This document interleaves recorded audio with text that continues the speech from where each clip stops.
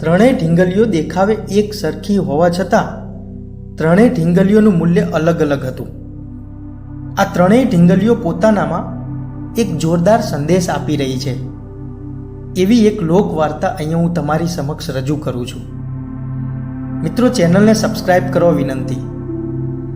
મહારાજા ચંદ્રગુપ્તનો દરબાર ચાલુ હતો. દરબારના બધા સભ્યો પોતપોતાની જગ્યાએ બેઠા હતા. આચાર્ય ચાણક્ય દરબારની કાર્યવાહી ચલાવી રહ્યા હતા. મહારાજા ચંદ્રગુપ્તને રમકડા ખૂબ જ ગમતા હતા. તેમને દરરોજ એક નવું રમકડું જોઈતું હતું. આજે પણ જ્યારે મહારાજાએ પૂછ્યું કે કંઈ રાજ્યમાં નવું છે, ત્યારે તેમને ખબર પડી કે એક વેપારી આવ્યો છે અને કેટલાક નવા રમકડા લઈને આવ્યો છે. એ વેપારીએ દાવો કર્યો કે મહારાજા કે બીજા કોઈએ આજ સુધી આવા રમકડા જોયા નહીં હોય અને ક્યારેય જોશે પણ નહીં. આ સાંભળીને મહારાજાએ વેપારીને બોલાવવાનો આદેશ કર્યો. વેપારી આવ્યો અને મહારાજાને નમસ્કાર કર્યા.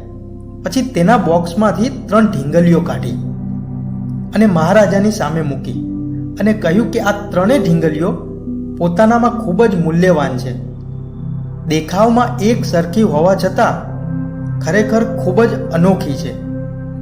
પહેલી ઢીંગલીની કિંમત 1,00,000 મોહર છે, બીજી ઢીંગલીની કિંમત 1,000 મોહર છે અને ત્રીજી ઢીંગલીની કિંમત ફક્ત 100 મોહર છે. સમ્રાટે ત્રણેય ઢીંગલીઓને ખૂબ ધ્યાનથી જોઈ. દેખાવમાં કોઈ ફરક નહોતો, તો પછી કિંમતમાં આટલો બધો ફરક કેમ હતો? આ પ્રશ્નએ ચંદ્રગુપ્તને ખૂબ જ પરેશાન કર્યા. ચંદ્રગુપ્તે હારીને એ ઢીંગલીઓ સભાના સભ્યોને આપી અને તેમને કહ્યું કે તેમને જણાવો કે તેમની વચ્ચે શું ફરક છે. સભાના સભ્યોએ ચારે બાજુથી ત્રણેય ઢીંગલીઓને જોઈ, પરંતુ કોઈને આ કોયડાનો જવાબ મળ્યો નહીં.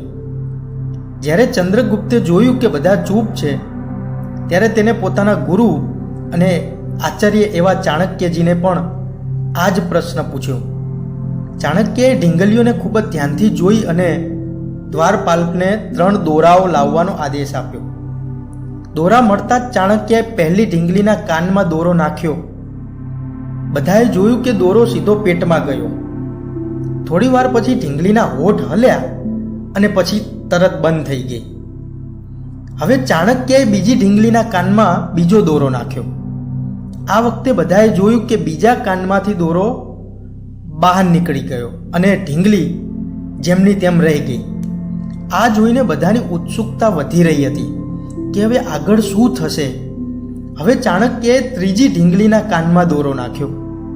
બધાએ જોયું કે ઢીંગલીના મોંમાંથી દોરો નીકળી ગયો હતો અને ઢીંગલીનું મોં તરત જ ખુલી ગયું. ઢીંગલી સતત એવી રીતે હલતી હતી જાણે તે કંઈક કહેવા માંગતી હોય.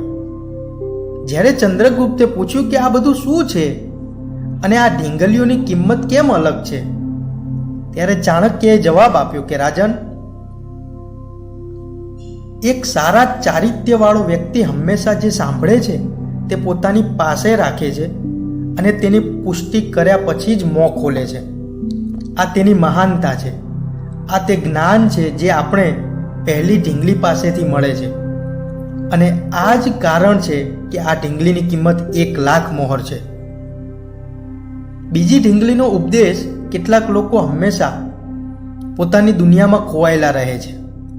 તેઓ બધું અવગણે છે. તેમને પ્રશંસાની કોઈ ઈચ્છા હોતી નથી. આવા લોકો ક્યારેય કોઈને નુકસાન પહોંચાડતા નથી. આપણને આ જ્ઞાન બીજી ઢીંગલી પાસેથી મળે છે અને તેથી જ આ ઢીંગલીની કિંમત 1,000 મોહર છે. ત્રીજી ઢીંગલીનો આ ઉપદેશ જોઈએ.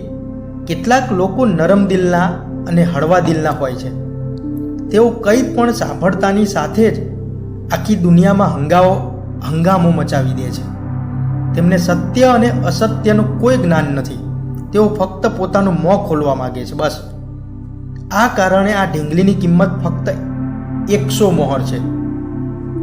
ચંદ્રગુપ્ત મૌર્ય રમકડાના આ વેપારીની ખૂબ જ પ્રશંસા કરી અને ત્રણેય ઢીંગલીઓની એમને જે કિંમત લગાવી હતી એ કિંમત તો આપી, પણ સાથે સાથે ભેટ સ્વરૂપે બીજી વધારાની મોહર પણ આપી અને આ ત્રણેય ઢીંગલીઓ ખરીદી અને પ્રજાને એક સારો સંદેશ આપ્યો, એ કે ઢીંગલીઓ તો એક સરખી જ હતી, પરંતુ ખરેખર એમાંથી જે વિચાર પ્રગટ થતો હતો એ વિચારોની અલગ અલગ કિંમત હતી.